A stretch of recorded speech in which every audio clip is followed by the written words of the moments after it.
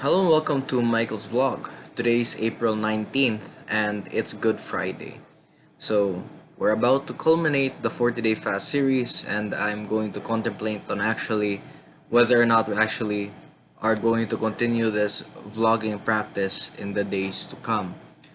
Um, so quickly, what's the good and bad today? We're actually a bit earlier than usual because it's not 2 or 3 a.m. It's just 1 a.m. So that's a pleasant surprise. The good for today is that there's actually a lot of learning that you can get from the meditation in the Visita Iglesia. I'm not exactly sure if everyone knows what a Visita Iglesia is, but it's a practice here in the Philippines to visit 7 different churches and recite the Stations of the Cross when you visit.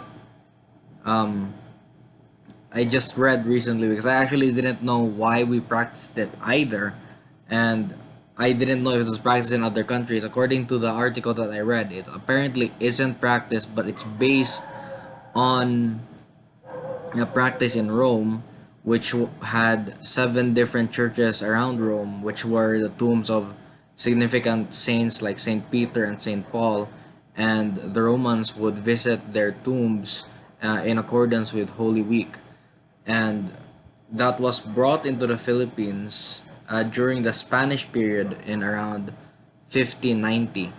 So this was it's still something that's going on for about 400 500 years, so that's kind of interesting.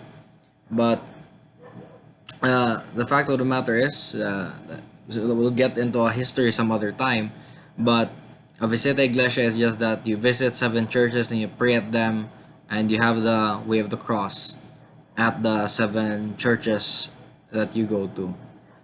And when you read through the meditation in the guide, there's actually a lot of symbolism and there's actually a whole literature behind it. And that's something that I was really able to appreciate because I hadn't been a prayer leader in a while. I guess it also goes to show that if whenever you do take a more active role in something that you didn't take more actively before, there's a lot that you can learn. Um, So this is also, I guess, in line with all of the personal work I've been doing in the past couple of months. I guess the only something that I do keep repeating is that the people who are successful in life are the people who live deliberately.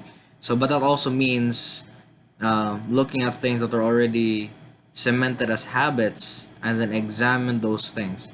So just like spirituality, you think that it's something that you can just take passively, but it's definitely something that you could consider if you care about or not.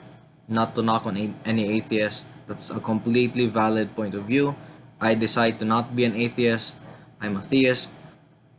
But in both aspects, uh, do the thinking and the analysis deliberately, and there's a lot more things that you can learn. So, what's the bad? The bad is uh, I haven't been watching any Netflix in a while.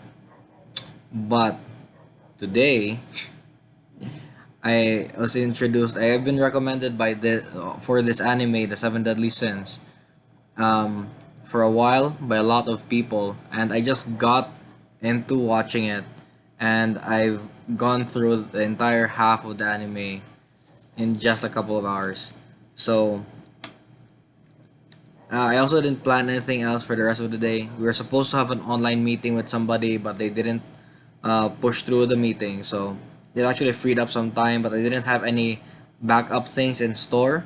So what I decided to do was actually create some substrate for the.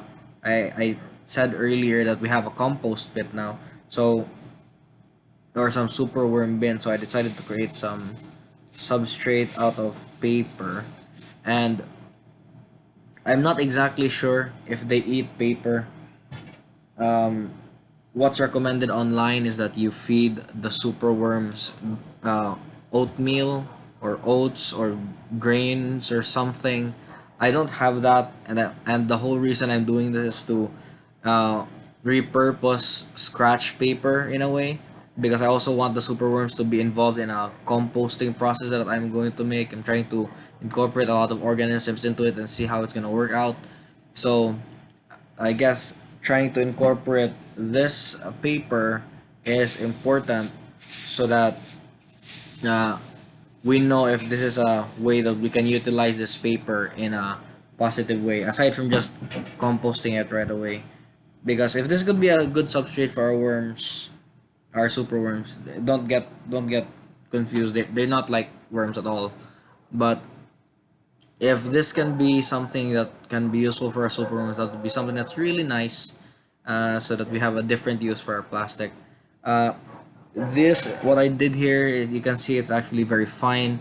I cut all of that by hand because I wanted to purchase a shredder, but the prices on the shredders, even the handheld ones, they're kind of a bit ridiculous, and I don't have that kind of spare change on me right now. So, it's always good to take an active role in things. It's just like buying exercise equipment. Why would you buy exercise equipment if you aren't exercising regularly already? So, start with things that you can do for free. See how you can improve that process. And if you think you can improve the process by purchasing that material, do that. Purchase it after you've thought it through. Same goes with kitchen materials. Um, that you use. You might think that you need a blender, but you're only gonna make a smoothie 2 times in a year, so you might not need the blender. So yeah, basically that's it. That's the good and bad for today, and the short update for our super worms. So that's it. We're enjoying Lent. Lent is Lent is about to end. We're about to get into Easter, and tomorrow we're having some Binignit. More on Binignit tomorrow.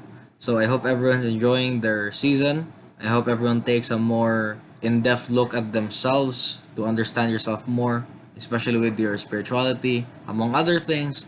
That's it for tonight, and I'll see you tomorrow.